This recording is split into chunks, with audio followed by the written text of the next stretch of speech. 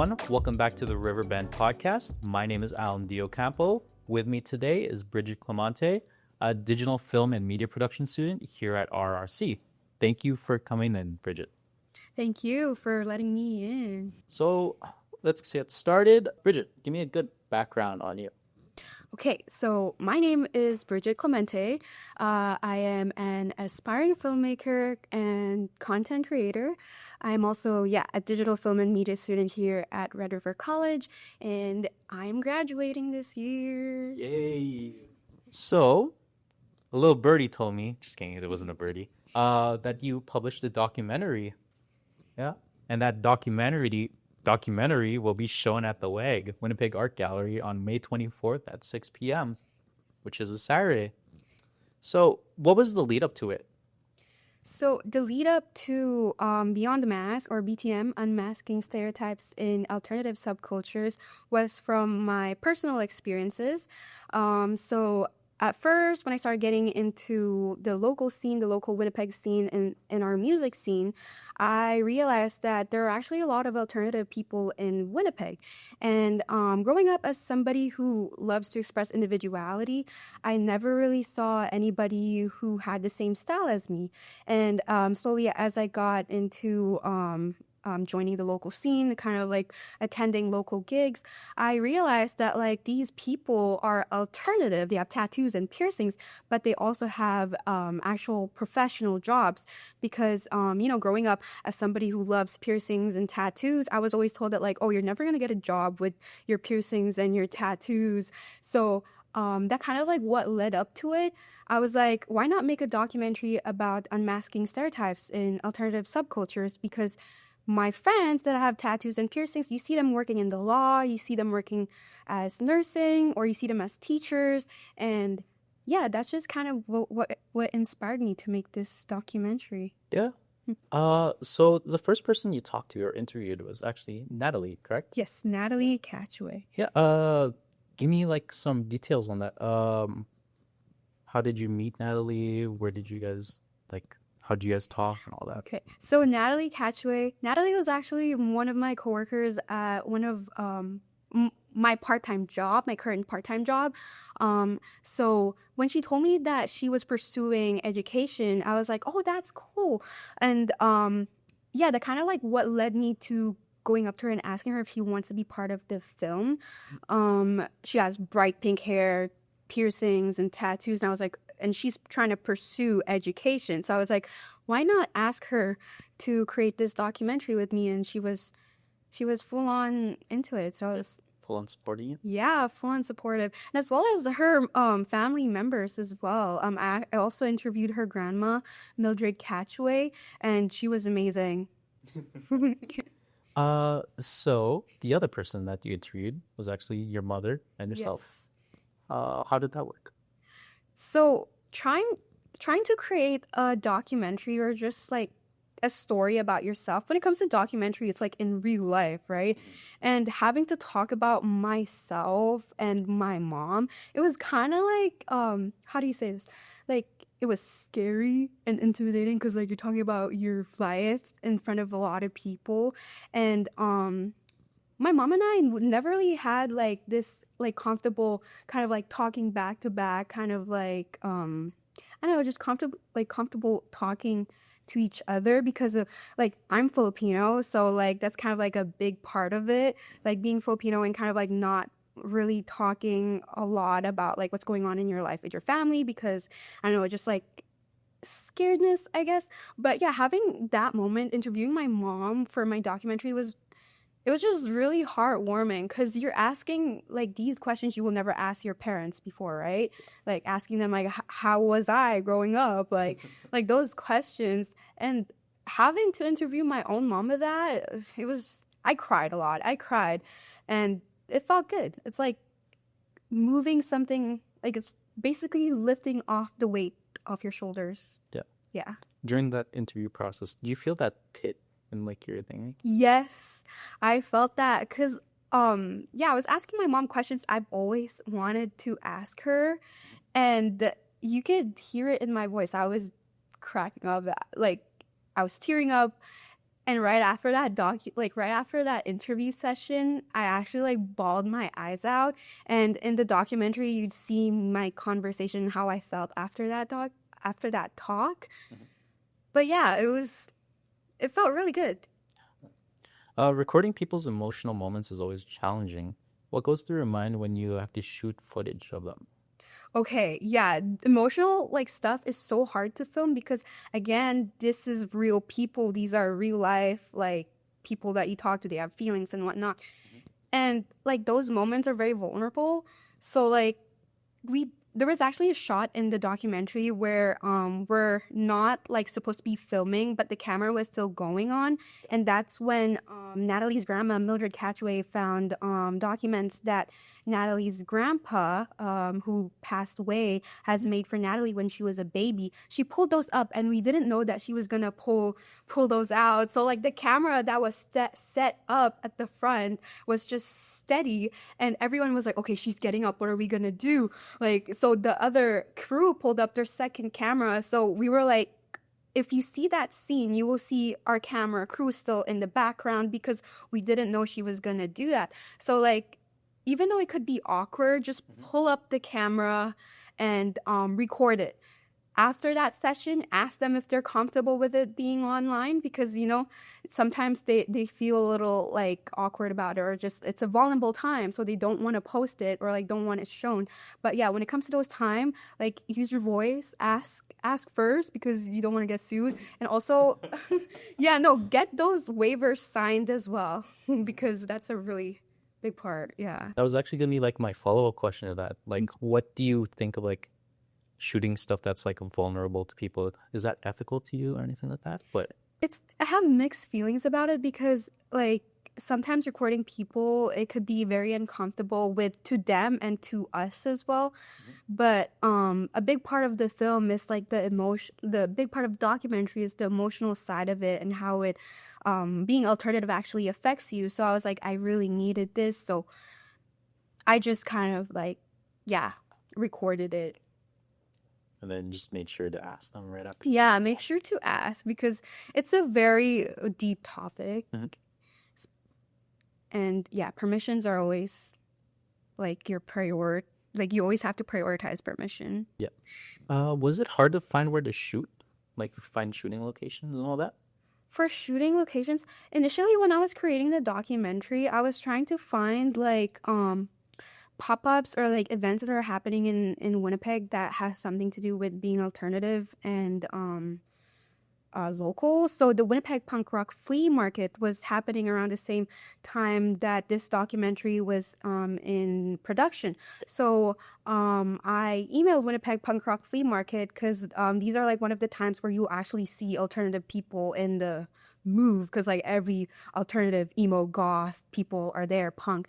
And yeah, that's kind of like what helped me go through the locations, I guess. And also just the locations are basically just my house, Natalie's house, her classroom. Yeah, so the locations that I chose are already what we have, if that makes sense. Yeah.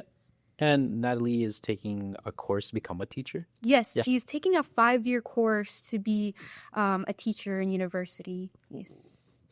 So you had a team with you Yes. when recording this documentary. I counted 4 people on your team, or was there more that was helping you out? So it was me, my colleague, Von Kongnung, and Teki G. I can't pronounce his last name. Sorry, Teki.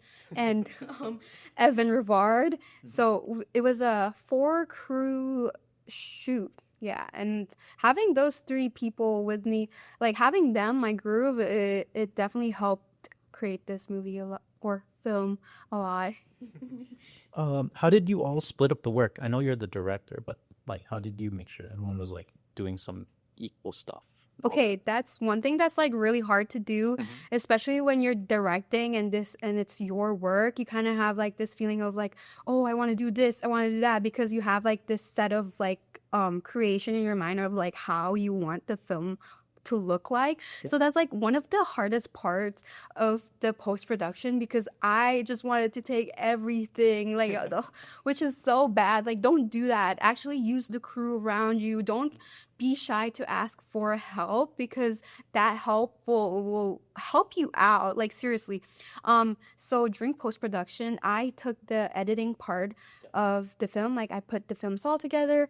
Vaughn took the color grading side, and Techie did some of the graphics. He actually did the poster that we ended up using for this documentary. And Evan, he wasn't really part of the crew. He just helped us out. Yep. But yeah, most of his help was in the production of the short film more than it was on post. Yeah, he'd like help set up like lights. Yes, he was our little gaffer, and a little bit of the cinematography. Oh, never mind.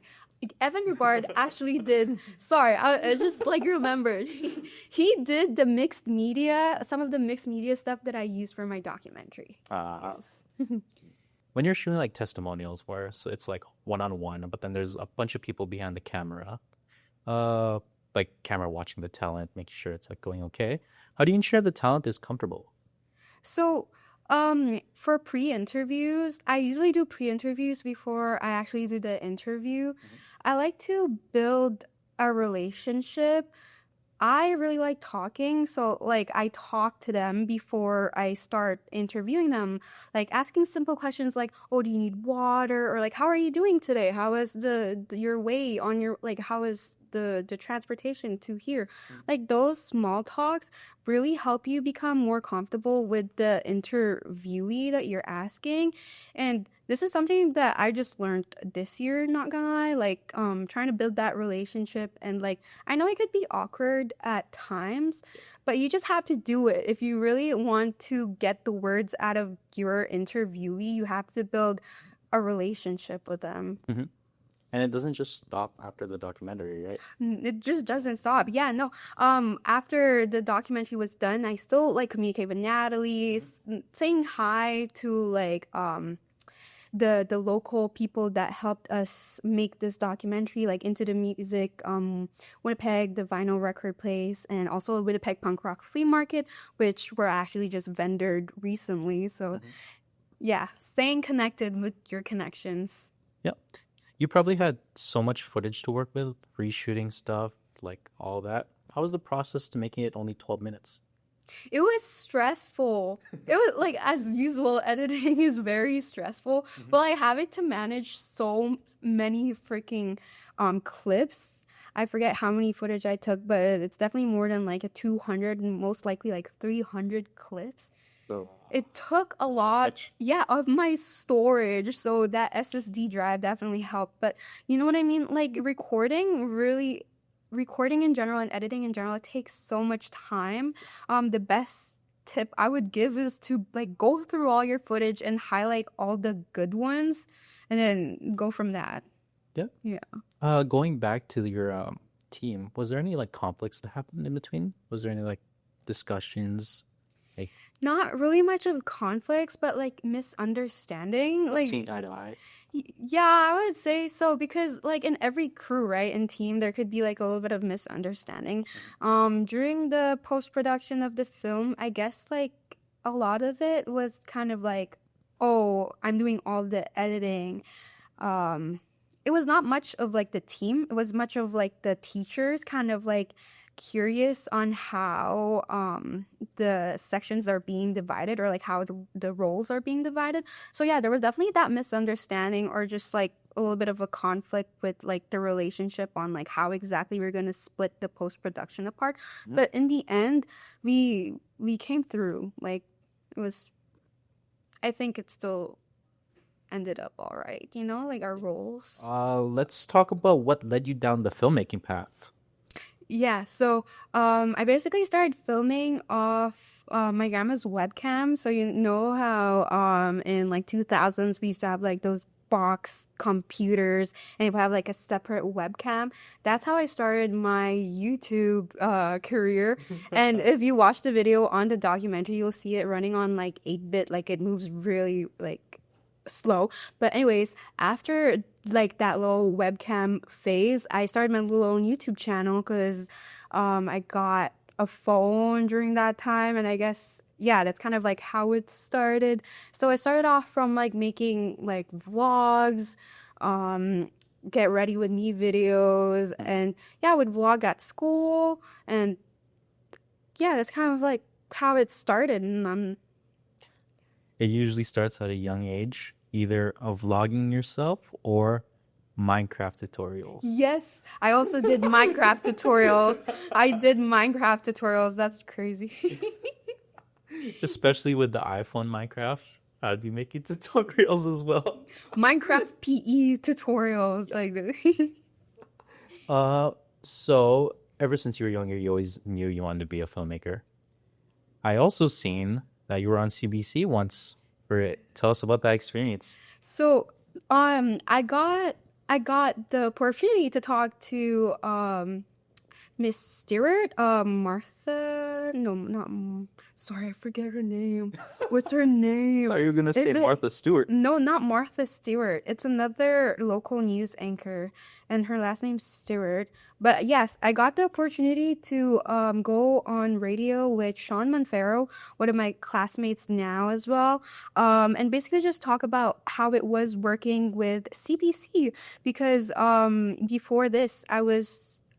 Before Red River College, I was part of the Sister Create program, and we had the opportunity to work with both CBC Manitoba and Bell 5 TB1.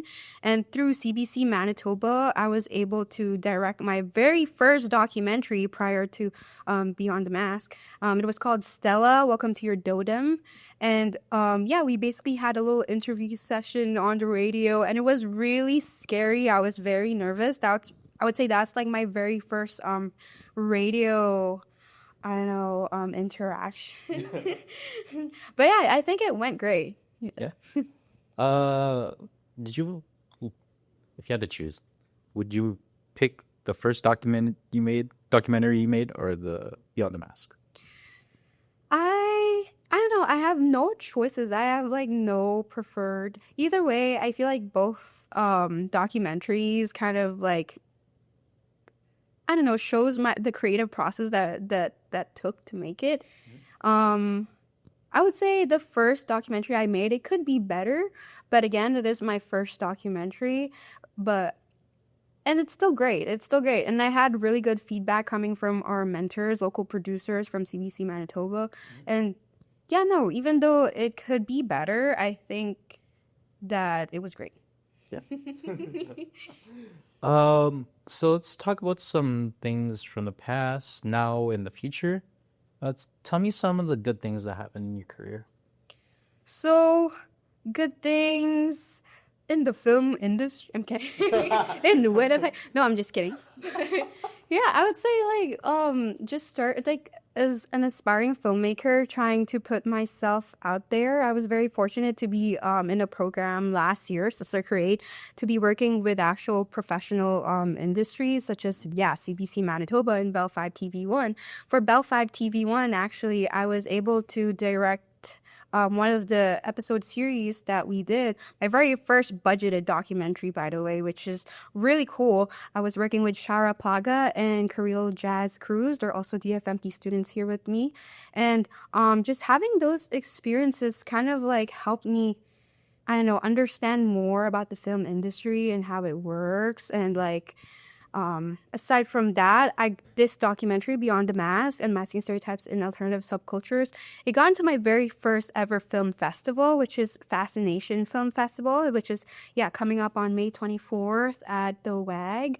And like those opportunities are just like crazy because honestly, I'm like so busy, or like we're all so busy trying to achieve our dreams that we forget that like we've achieved certain stuff that we wish when we were a kid. So like just these little things, I think it's been great, and I'm so thankful and so grateful that I'm like working my way to put myself out there.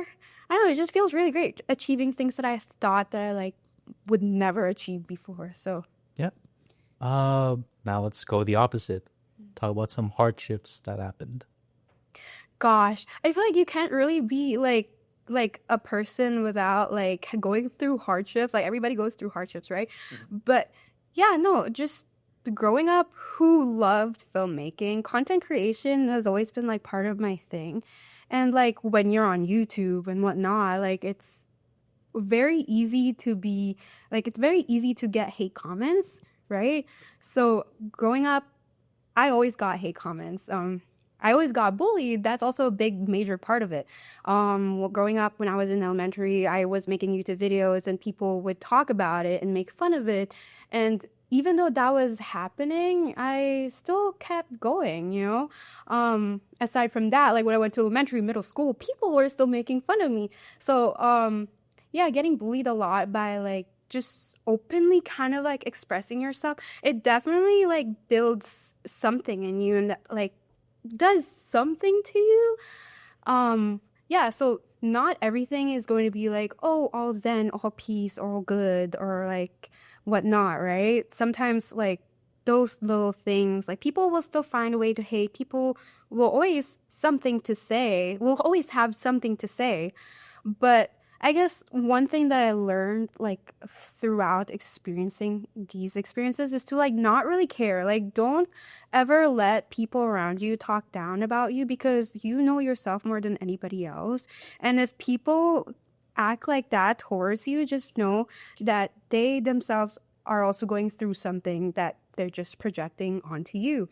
So yeah, I guess a lot of like those hardships that I went through when I was growing up, all the way to high school. Okay, just a PSA here. I got bullied from elementary to high school. And I would say all of those, yeah, built me who I am now. Yeah. That was really detailed. That was a good answer. It is. That's a good answer.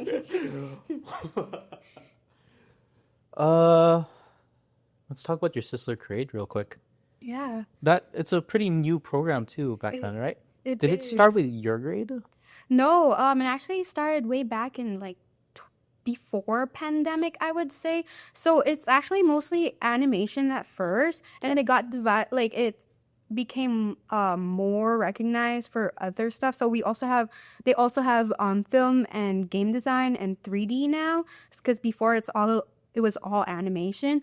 But yeah, the film program was still kind of like, you know, building itself, kind of like putting the word out there. So I would say like, yeah, we were kind of like one of the guinea pigs or like test launch. I'm just kidding. Yeah, but no, the whole experience at Sizzler Create definitely like helped me kind of like put myself more out in the film industry, or is still helping me put myself out in the industry. Yeah. Yeah, I remember seeing a post back then. You guys were getting like free stuff and all that. Yes, Yeah. we got free Wacom tablets, even though film students don't draw, but we got free tablets, and we were very thankful for that. Thanks, Wacom. But aside from that, yeah, we also got a Toronto trip. By the way, this program is free, and going to Toronto, that's my first time going out of Winnipeg too. And what's it called? Yeah, no, just those little experiences. I really thank that program for like helping me put myself here and build a little bit of my confidence. Yeah. Yeah. COVID shut down a lot during like my years and stuff, so we didn't really go anywhere. Yeah, School. I would say so too. It affected a lot of people and a lot of people's graduation as well. Yeah. Yeah, which sucked. How's your school life been at RRC? Whew, so stressful, but it's so like fun. So like being in college in general is stressful because of all the work and the amount of like things you have to do. But it's okay. The DFMP program is just now on its sixth year. Yeah, it's fairly new. So yeah, it's really new. And our teachers, Aaron Zeggers, Ryan Gimble, Ann Dawson, and Darren, they have been a really big help, I would say. Like they taught us new things that we didn't know before. Because like a lot of people are like, oh, we took courses before, right? Before this program. And a lot of people might think that like, I've learned everything. No, there's more things to learn about. And joining this program kind of like, yeah, helped me with a lot of things. A lot about the film industry. And just like networking in general. Like going to Film Training Manitoba while in the course, or like just going around, places in general and connecting with people, it's been helping us build our networking or just our connections in general too. Yeah. How was the process to applying? Because I know it's a postgraduate certificate, but you went straight out of high school. How did that work? Oh yeah. So after high school, I first went to Sister Create, right? Which is a postgraduate as well. And after Sister Create, I just kind of okay, I sent my application almost like before the deadline because I was really thinking twice about taking film because I was like, oh, I already have film knowledge, this and that. I don't need another film course. But actually, what like forced or not forced, but like made me want to take the course was the previous RRC students because the previous RRC students, I mean previous DFMP students were also Sister Create alumni, and just like hearing their feedback about the course just made me think that like, oh hey, maybe yeah, I need to learn more and actually take the course. So I did. I sent my application and I sent my demo reel and I got in. So yeah, now I'm graduating this year. So it's all a fast process. Yeah. Just crazy. During your time here, how were some of the ups and downs, and how was the workload? Was it manageable or anything like that? So workload is definitely a lot. Like, gosh, we actually just finished shooting something today, and our course is ending next week. And our year-end screening is actually coming on April 22nd. And with like the course ending, everyone's just kind of like stressed out because of the amount of due dates that we have to catch up, and also trying to perfect or at least finish the short film that has to be screened by next week. So yeah, it's very stressful. But if you become I don't know, I would say like manageable by like putting stuff on your calendar, I feel like that kind of like help. Yeah, being more organizational when it comes to like due dates and the things you actually have to do. Yeah, that's kind of like what helped me with all the workload that's like going on right now. How were the classes? How did your schedule look like? Okay, so in the mornings, last year we had no classes on Mondays, but this semester we had no classes on Fridays. Our course starts off with media entrepreneurship, and then we have film production and also freelance production, and then we also have VFX with Darren, communication and communications with Anne, and then industry something I forget. But yeah, we have like 6 courses last semester and this semester. So yeah. How about the people you met? I know some of them are Sister Create students, Sister students, but did you meet new people here? Yeah. So yeah, majority of us were from Sister Create, and half of the class was like new people we met. And a lot of them have also taken like courses before and is in the industry. So it's like it was very kind of like there were definitely group dynamics in the beginning of the year because the majority of us knew each other, right? So I guess slowly we started becoming friends with our other classmates, and as I am like very talkative, so like I would say in the beginning of the year, I tried talking to a lot of our classmates, and everybody seems to be so friendly. So I think that's how we kind of like built our connections and our relationships with each other.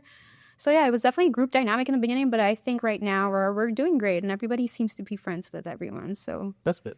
Yeah, that's good. I know you said that you just finished up a project because it's like the end of the semester. Yes. But do you have any more in store? Any for the summer?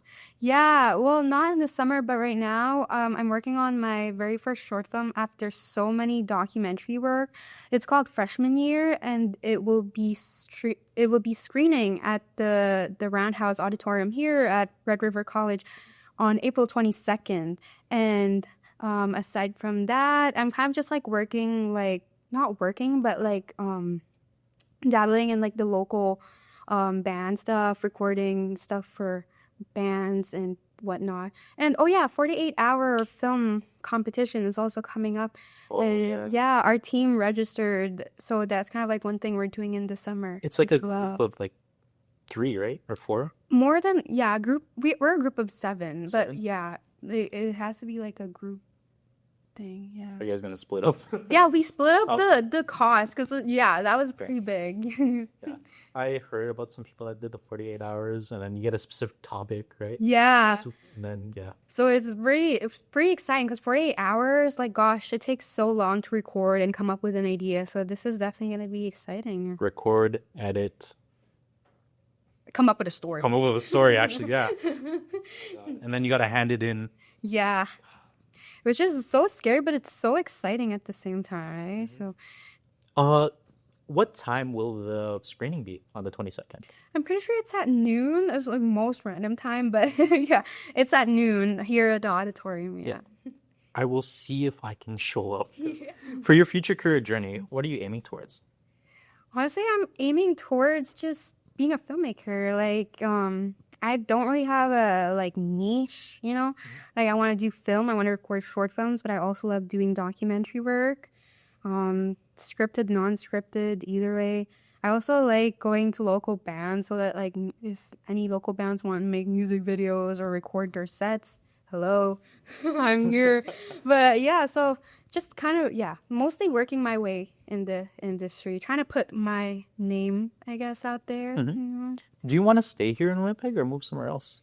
That's like one thing I'm also asking myself because the film industry in Winnipeg is getting bigger, but Growing every day? yeah, it is growing every day. But then at the same time, it's like, do I really have a lot of opportunities here? So there's definitely those like back and forth in my head right as of right now. But for now, I'm gonna stay here and kind of let time do its thing. Let them take the wheel. Yeah. Time take the wheel. Yeah. Let time take the wheel. Exactly. Well, thank you very much, Bridget. Did you have any final remarks to the camera? I would say, don't be afraid to create. Like, keep creating as much as you can, and don't let other people's words get into you because who cares? Like, why would you let people's thoughts get into you? Like, who are they, right? So be yourself, be more creative, and just be yourself. Where can the listeners find you? Exactly. I'm asking. Where can the I was like, listeners I thought you find said Rick's. Sorry. So you guys can find me. Exactly. No, but you guys can find me on Instagram. My Instagram handle is Bridget Clemente. That's BRIDGET Clemente Films _ Bridget Clemente Films _ And I'm also on TikTok under Bridget Clemente if you guys are interested. Thank you very much, Bridget. Once again, this has been Alan Diocampo. Thanks for listening to the Riverbend podcast. Bye. Bye.